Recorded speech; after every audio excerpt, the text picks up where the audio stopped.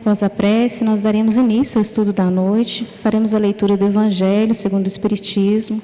Temos aqui na entrada alguns exemplares do Evangelho. Quem tiver interesse em pegar e nos acompanhar na leitura, podem ficar à vontade. Dando continuidade ao capítulo 9, bem-aventurados aqueles que são brandos e pacíficos. Item 8, obediência e resignação.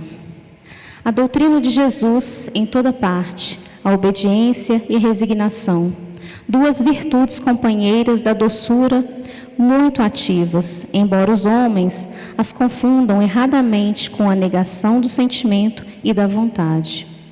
A obediência é o consentimento da razão, a resignação é o consentimento do coração. Ambas são forças ativas porque carregam o fardo das provas que a revolta insensata deixa cair.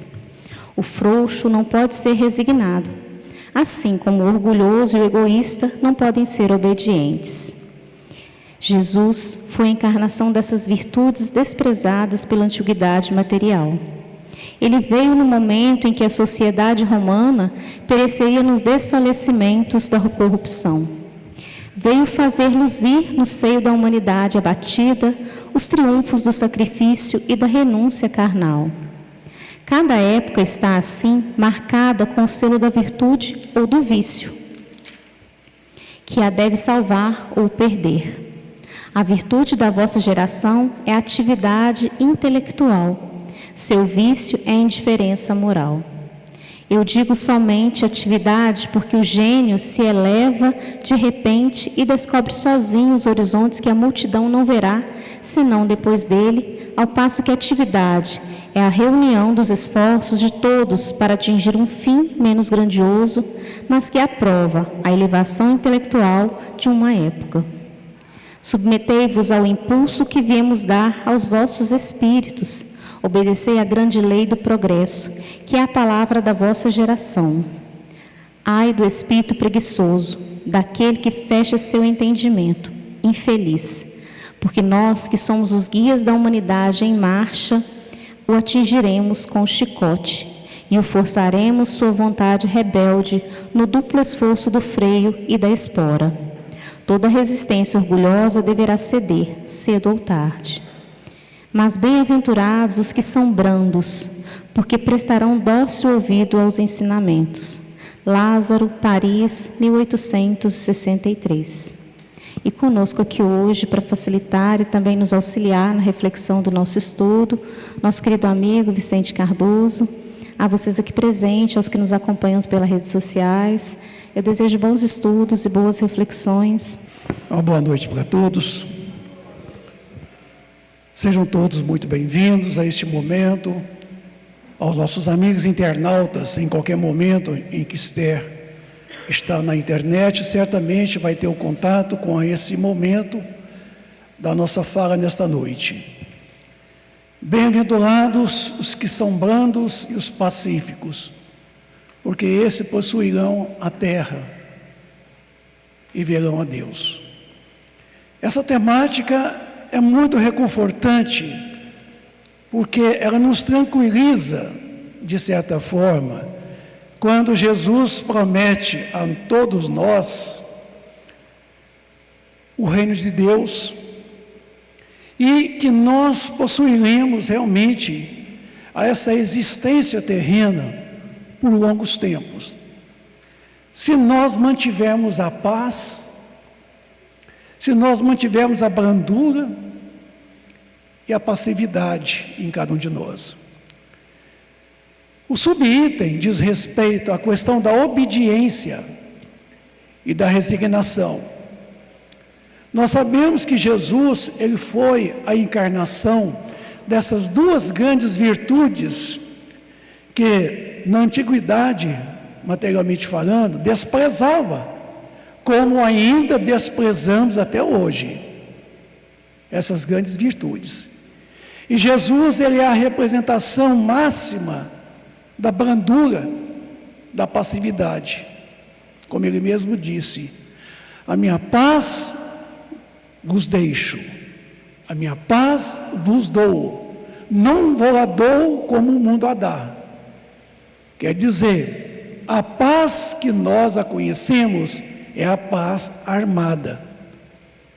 A paz do Cristo é uma sensação intrínseca, interior do Espírito, consigo mesmo. E aqui nós sabemos que a virtude dessa geração de hoje, da atividade unicamente intelectual, nós estamos primando hoje pelo conhecimento.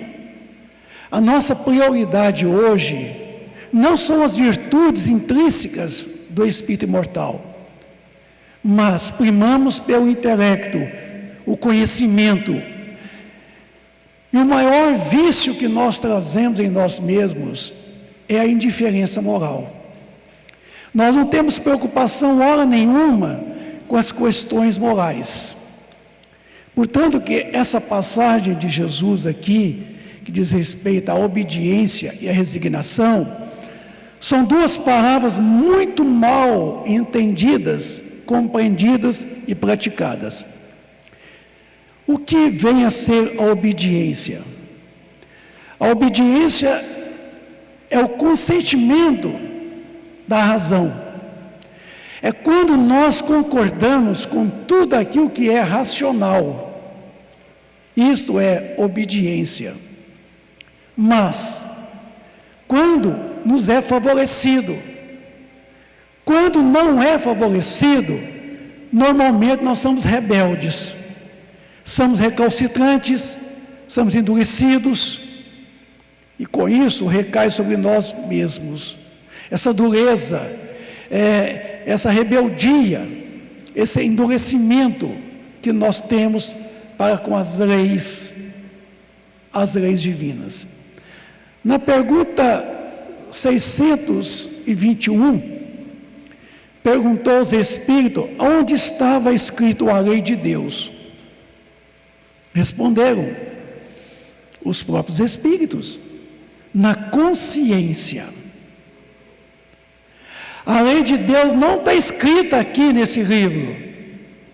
Esse livro é uma brochura, é um pequeno compêndio, aonde se gravou a questão das parábolas, das alegorias, do ensinamento de Jesus, que neste caso aqui é o Evangelho segundo o Espiritismo, e que na verdade não é outro Evangelho, é o mesmo Evangelho de Jesus, salvo que o Evangelho segundo o Espiritismo, o artigo definido, o segundo o Espiritismo, é um Evangelho redivivo, na onde a espiritualidade benfeitora, ela traduz as parábolas, as alegorias, da qual Jesus se utilizou há 2000 anos atrás. Naquele tempo, a nossa maturidade era muito pequena para o entendimento da mensagem cristã. Mas ele, sabendo da nossa maturidade, ele nos prometeu o Consolador. João capítulo 15 coloca o seguinte: se me amais, guardai meus mandamentos, rogarei meu Pai, e ele vos enviará um outro Consolador, a fim de que fique convosco eternamente. O Espírito de verdade que o mundo não pode receber, porque não conhece e não o vê. Mas vós conhecê-lo-eis, porque esse permanecerá convosco eternamente. E essa promessa, ela foi cumprida a partir do século XIX, quando no dia 18 de abril de 1857, foi publicada a primeira edição de um livro chamado O Livro dos Espíritos, que é a espinha dorsal de toda a doutrina espírita. E a doutrina espírita é justamente a revivescência do cristianismo, o Consolador, o Espírito de verdade que Jesus prometera. Tivemos dois grandes ensinamentos no passado.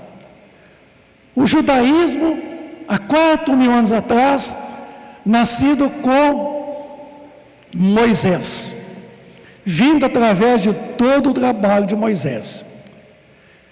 Mas era um ensinamento ainda muito apropriado aos costumes daquela mesma época, onde a rebeldia nossa era muito maior do que hoje, onde a grosseria nossa, a nossa imperfeição moral era muito mais imperfeita naquela época. E as leis mosaicas vieram através do Pentateuco, trazendo para nós leis que pudessem regulamentar o nosso comportamento, nossos pensamentos, palavras, ações. E não adiantou. Passado mais ou menos quase 2000 anos, Jesus, sabendo da nossa imperfeição ainda, das nossas enfermidades, Ele veio estar conosco presencialmente. Ele encarna entre nós. E aqui Ele representa toda a verdade. Da sua partida para a sua realidade espiritual, 62 anos depois vieram os evangelhos, relembrando todos os preceitos de Jesus.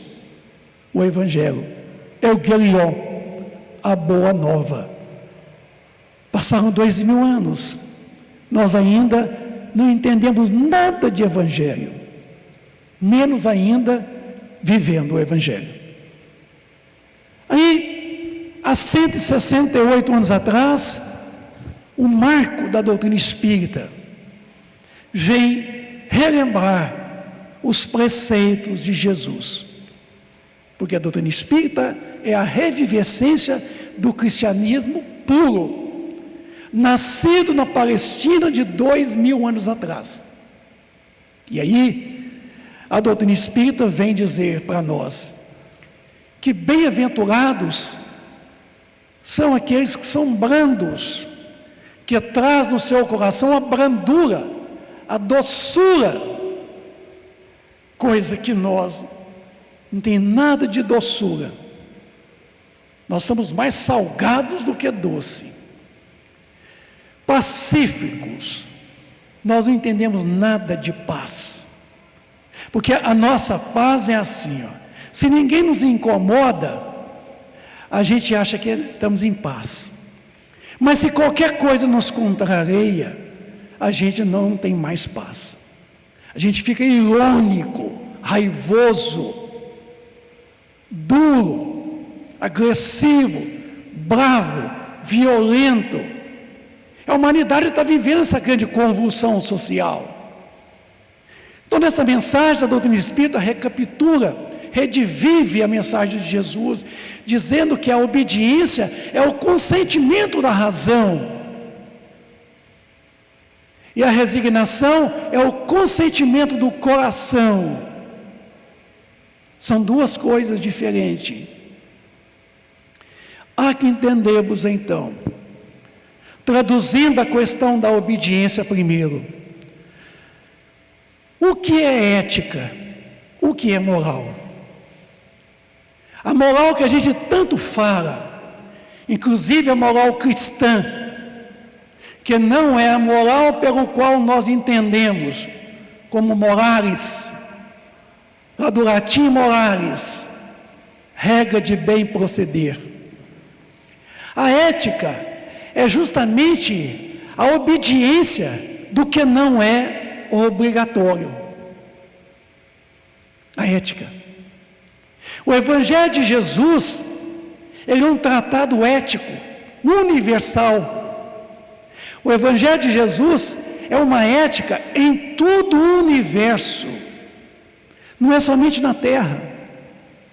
O Evangelho, ele é ético aqui, em qualquer lugar desse universo. Eu falei universo até no plural, para entendermos que o universo não é somente esse aspecto físico que nós mal observamos. Existe um grande universo hiperfísico que é o mundo espiritual, que nós não estamos vendo com nossos olhos, o que não quer dizer que não existe. A ética, então, é justamente a obediência daquilo que não é obrigatório. Nós não somos obrigados a sermos obedientes. mas seremos obrigados a responder pelas consequências da desobediência. Nós não obedecemos às leis humanas. Você passa pelas ruas da cidade, está escrito assim, ó, não ultrapassa 30 quilômetros, você passa a 100. Proibido estacionar, você estaciona. Não entre, proibida a entrada, você entra. Nem nessas questões picuinhas, a gente não é obediente.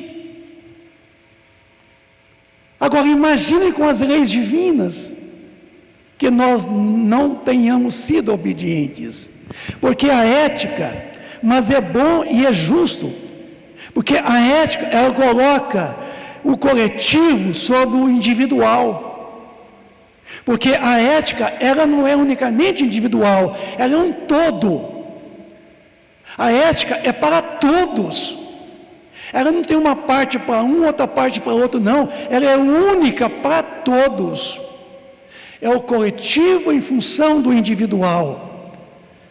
E a ética é um dos poucos valores universais. Ou você é ético aqui, ou será no Japão, na Inglaterra, em qualquer outro lugar.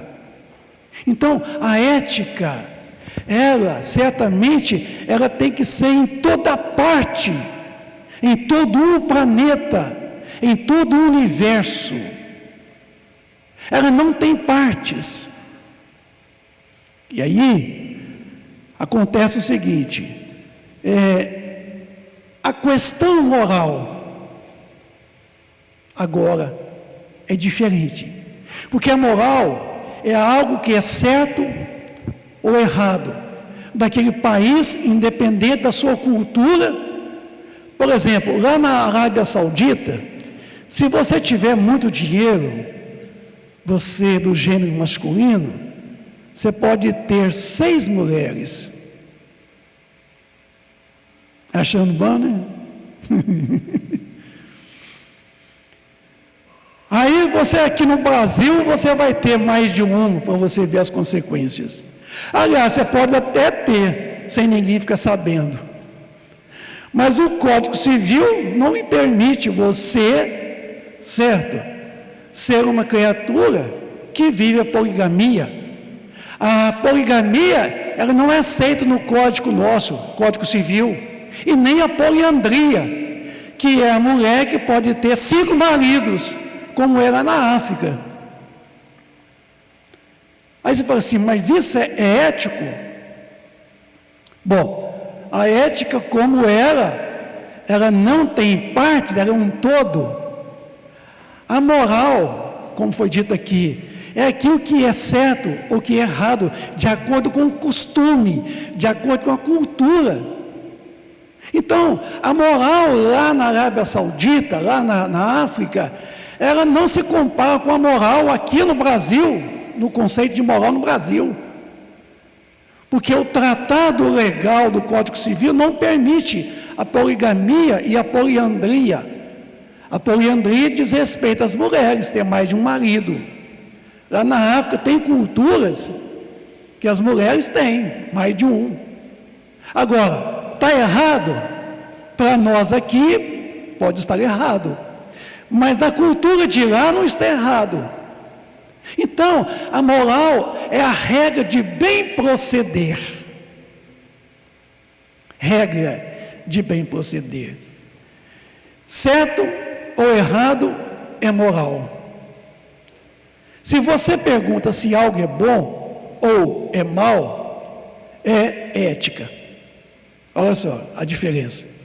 Ética, como sendo a obediência daquilo que não é obrigatório, quanto maior é o número das leis, menor é a ética. Se nós fôssemos pessoas éticas, não precisaria de um código civil e nem de um código penal. Não precisaria de uma Constituição brasileira de 1988. A regra áurea. Não precisaria. Mas como nós não somos éticos, Aí o homem é obrigado a estabelecer regras para uma boa convivência social, regulando os costumes, a vivência, a prática, porque não somos éticos. Aí começamos a observar que todos esses, que na verdade todos os povos, se conhecessem a ética, o Evangelho de Jesus é uma proposta ética, porque ética vem de ethos. Ethos quer dizer, é aquilo que é obediente, mas que ninguém é forçado, ninguém é obrigado a fazer, porque eu e vocês possuem um livre-arbítrio. Mas possuindo o livre-arbítrio, a gente não sabe fazer a boa escolha, a gente nunca escolhe o melhor, a gente sempre opta pelo pior, que é a porta larga, que é a porta da perdição, e caminho mais longo é depois dessa porta, porque a questão da ética, ela nos concita a porta estreita, que é a porta da redenção e da resignação. E aí, a lei só surge no vácuo deixado pela falta da ética. Não precisaria de um homem estabelecer regras de bem convivência, como é o Código Civil. O Código Civil estabelece a relação dos cônjuges, no caso do matrimônio. O Código Civil estabelece regras da sociedade, regras em todo o aspecto econômico, político, regras no aspecto social, no aspecto familiar. Estabelece. E quando você foge a essas regras, você tem como contraparte o Código Penal. O Código Penal, ele certamente aplica a penalidade daquela situação de você ter feito infringir o Código Civil. Você desobedeceu o Código Civil. Aí vem a penalidade. E, no entanto, nós não precisamos de penalidade. Mas, no entanto, a gente gosta. A gente gosta. Não beba, o álcool faz mal.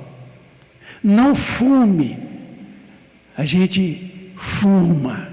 Não use drogas, a gente droga. Não faça excesso da comida, dos condimentos, a gente faz. Somos desobedientes, recalcitrantes, endurecidos. Então, sendo assim, lá no Livro dos Espíritos, na pergunta 629, ficou assim: que definição se pode dar da moral? E a resposta dos Espíritos foi: a moral é a regra de bem proceder, isto é, de distinguir o bem do mal, e se funda na observância da lei de Deus. O homem procede bem quando tudo faz pelo bem de todos, porque então cumpre a lei de Deus. E a gente tem ela aqui, ó. Ela não está no livro. A lei de Deus não está na Bíblia. A Bíblia quer dizer livros. São 5 livros no Antigo Testamento. No Novo Testamento são 27. E aí fica essa questão da gente às vezes achar que tudo está escrito aqui só para estar escrito aqui. E a gente carrega uma Bíblia na consciência. Um biblão de todo tamanho, do Velho e do Novo Testamento, porque as leis divinas estão escritas na própria consciência. E aí, nessa 629, se diz que a moral é a regra de bem proceder. Na Suíça, tem uma cultura na Suíça, que as pessoas têm o hábito de sair nu pelas ruas da cidade. Você ir no supermercado nu, a mulher ou o homem. Agora você vai andar nu aqui em Divinópolis. Alguém vai chamar a polícia para você na mesma hora. Porque aqui o costume não permite. Está errado andar nu? Não está errado. Na cultura da Suíça, está corretíssimo. Mas a nossa moral aqui no Brasil não permite. Porque a regra do Código Civil estabelece. E o Código Penal vai punir quem anda nu. E assim a gente passa a observar de que isso com relação aos nossos costumes. Agora, o que é, então, a essa regra de bem proceder? A pergunta 630 do mesmo livro dos Espíritos: como pode distinguir o bem e o mal? Como podemos fazer isso? O bem é tudo que é conforme a lei de Deus. O mal é tudo que lhe é contrário. Assim, fazer o bem é proceder de acordo com a lei de Deus. Fazer o mal é infringi-la. Então, todas as vezes que eu estou infringindo a lei de Deus, ela está em minha consciência. É a mim mesmo as consequências. Porque se existe uma lei nesse universo que funciona aqui, em qualquer lugar deste planeta, chama-se lei de ação e reação. Por que o livro cai? Aí alguém diria que Isaac Newton descobriu isso. Sentado debaixo de uma árvore de maçã, viu uma maçã caindo da macieira. E aí ele perguntou: olha, espera aí, por que caiu? Aí, eureka, veio o raciocínio dedutivo. Por que caiu? Porque existe uma força que o atrai. E essa força é tão equitativa em qualquer parte do planeta Terra. A gravidade é totalmente exata. Ela não é menos aqui nem menos ali, exceto o peso dos corpos. Um corpo pesando 1 quilograma na linha do Equador, se você levá-lo ele lá no Polo Norte ou no Polo Sul, ele vai pesar 5 centigramas a mais. A mais. Agora, se você trouxer para a linha do Equador, ele vai pesar 1 quilograma. Só isso. Porque a força centrípeta do planeta Terra, de acordo com a sua rotação, tem de lançar qualquer objeto para fora da crosta terrena, numa velocidade muito alta. Portanto, que qualquer corpo colocado na linha do Equador, ele vai pesar menos do que no Polo Norte e no Polo Sul. Mas a gravidade é tão precisa, porque essas leis são divinas. Se existe alguma coisa que é perfeito neste mundo, é a natureza. A natureza mãe é perfeitíssima. E nós somos perfectíveis. Deus é perfeito, sua obra há que ser perfeita, embora não está os homens, os espíritos. Uma coisa é certa, é o verbo ser perfeito e o verbo estar imperfeito. Na verdade, nós somos seres perfectíveis, trazemos a perfeição em nós mesmos, para ser desenvolvido por nós mesmos ao longo da trajetória evolutiva. Que somos perfeitos no ato da criação, somos. Só não estamos na condição que nos encontramos. Mas que vamos atingir a perfeição? Vamos, porque ela é inerente a nós, ela existe em nós em potencial. Se tão em potencial como é o livro que vai cair de novo, chama-se energia potencial. Aí, para que a energia potencial se transforme em energia de movimento, mecânica ou cinética, é necessário um movimento, e o movimento nosso é justamente o desenvolvimento do intelecto moral. Então, eu preciso ser obediente às leis que já está escrita aqui na minha consciência. Se nós fôssemos pessoas éticas, não precisaria dessa quantidade de leis que nós temos em nosso país. A Constituição de outros países é menor do que a nossa. A nossa Constituição de 88, ela tem para mais de 260 artigos que coloca regras e regras para todos igualmente. Mas a gente é desobediente. A gente não segue isso à risca. Então é preciso que nós entendamos aqui que bem-aventurados os que são brandos e pacíficos. Bem-aventurados são aqueles que atingem a plenitude da felicidade. O sermão da montanha, predito por Jesus, foi o único momento que ele falou para a humanidade. Foi no sermão da montanha. Quando ele subiu na montanha ali, ele falou para todo um povo desarvorado, um povo sofrido, um povo muito imperfeito ainda, dizendo as 8 bem-aventuranças. E a bem-aventurança é justamente a plataforma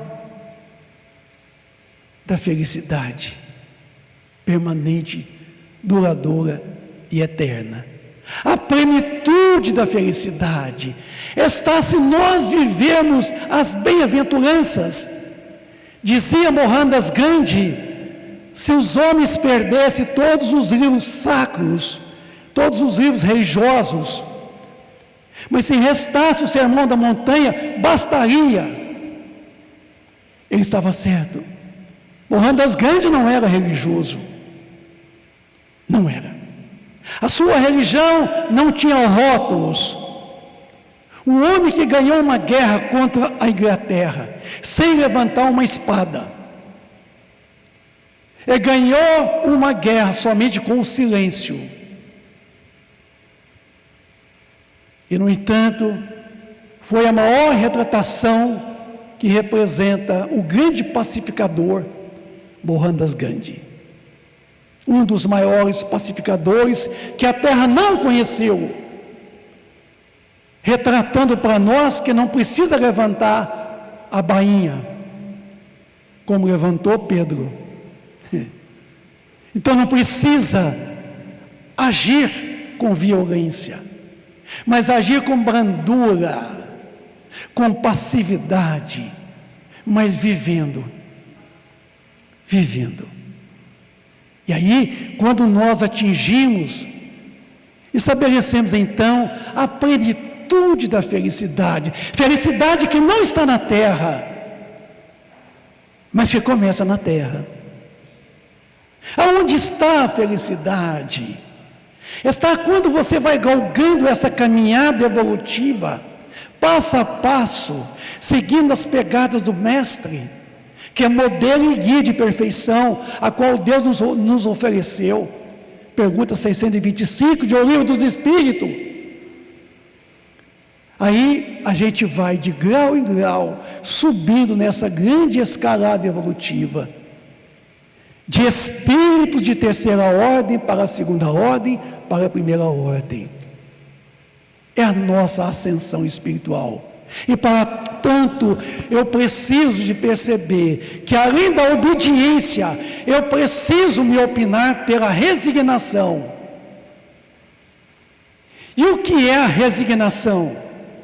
A resignação é o consentimento do coração.